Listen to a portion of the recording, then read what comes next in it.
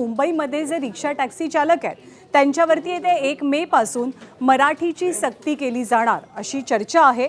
परंतु रिक्षा टॅक्सीवाल्यांना मराठी सक्तीसाठी मुदतवाढ मिळणार की ही सक्ती कायम राहणार याचा निर्णय आता उद्या होणार आहे। आज राज्याचे परिवहन मंत्री प्रताप सरनाईकांची रिक्षा टॅक्सी चालकांच्या प्रतिनिधींसोबत आणि संजय निरुपम यांच्यासोबत एक बैठक झाली। या बैठकीत सगळ्यांची मराठी शिकण्याची तयारी असून त्यांना काहीशी मुदतवाढ हवी अशी विनंती करण्यात आल्याचं परिवहन मंत्र्यांनी सांगितलं। तर मुदतवाढ देण्याची तयारी आहे पण मराठी बोलणार नाही अशी मुजोरी काही खपवून घेणार नाही असं सरनाईकांनी ठणकावून सांगितलंय। शिवाय मुदतवाढ द्यायची की नाही याचा निर्णय उद्याच्या आरटीओ अधिकाऱ्यांसोबतच्या बैठकीनंतर घेतला जाईल असंही त्यांनी म्हटलंय। त्यामुळे रिक्षा चालकांच्या परवान्याचा फैसला हा उद्याच्या निर्णयावरती अवलंबून असेल।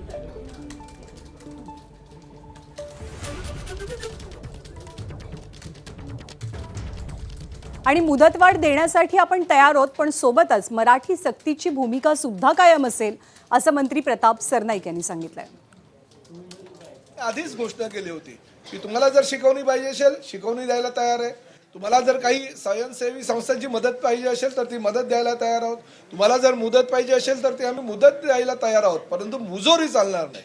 आम्ही व्यवसाय करू, धंदा करू, परंतु आम्ही मराठी बोलणार नाही। ही जर भाषा तुमची असेल तर ती भाषा परिवहन मंत्री म्हणून मी सहन करणार नाही।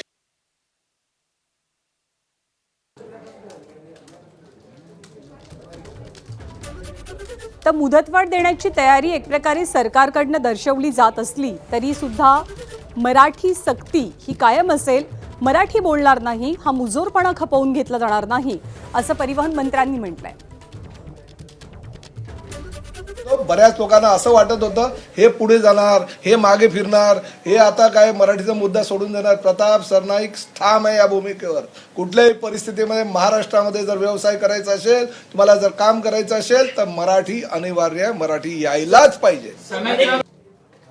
आणि एकीकडे प्रताप सरनाईक मराठी सक्तीच्या भूमिकेबद्दल कायम असताना दुसरीकडे राज ठाकरेंनी सुद्धा मराठी सक्ती आणि परप्रांतीयांच्या मुद्द्यावर आपली भूमिका स्पष्ट केली आहे। परप्रांतीयांची दादागिरी अजिबात खपवून घेऊ नका असं स्पष्ट शब्दात राज ठाकरेंनी कार्यकर्त्यांना सांगितलंय। शिवाय उत्तर भारतीय रिक्षा चालकांकडून होणाऱ्या संपाला कडाडून विरोध करा अशा सूचनाही ठाकरेंकडून दिल्या गेल्या।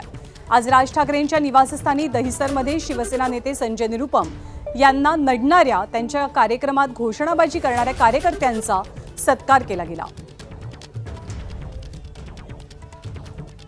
तर राज ठाकरे यांनी त्यांच्या कार्यकर्त्यांना नेमक्या काय सूचना दिल्यात आपण पाहूया। परप्रांतीयांची दादागिरी खपवून घेऊ नका। उत्तर भारतीय रिक्षा चालकांच्या संपाला मनसे विरोध करणार आहे। मराठी रिक्षा चालकांच्या पाठीशी मनसे ठामपणे उभी राहील। संपकरी रिक्षा चालकांच्या विरोधात मनसे रस्त्यावरती उतरेल।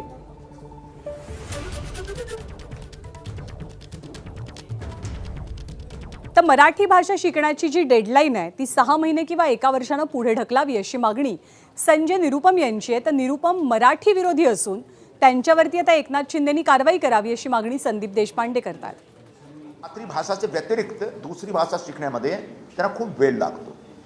याच्यासाठी मी मंत्री महोदयांना निवेदन केलेलं आहे आणि याच्यासाठी जेव्हा 1 मेचा डेडलाईन आहे त्याला ज्याला पुढे ढकलण्यासाठी मी एक मागणी करतो, तुम्ही निवेदन करतो या पत्राच्या माध्यमाने की कमीत कमी 6 महिना आणि जास्तीत जास्त 1 वर्ष असा एक डेडलाईन तुम्ही, असा एक कालावधी तुम्ही ठरवा, म्हणजे सर्वांना कुठल्या प्रकारचे त्रास नाही होईल आणि सगळे येत्या 6 महिन्यात किंवा 1 वर्षात मराठी बोलणं, बेसिक मराठी बोलणं आणि मराठी भाषेमध्ये संवाद करण्यात ते समजू शकतात। आज जर स्वर्गीय आनंद दिघे साहेब असते तर संजय निरुपम सारख्याच्या कानाखाली 2 वाजवले असतात त्यांनी। तर दिघे साहेब नाहीत तर निदान शिंदे साहेबांनी 2 वाजवाव्यात। 2 नाही किमान 1 तर वाजवावी। एबीपी माझा, उघडा डोळे बघा नीट।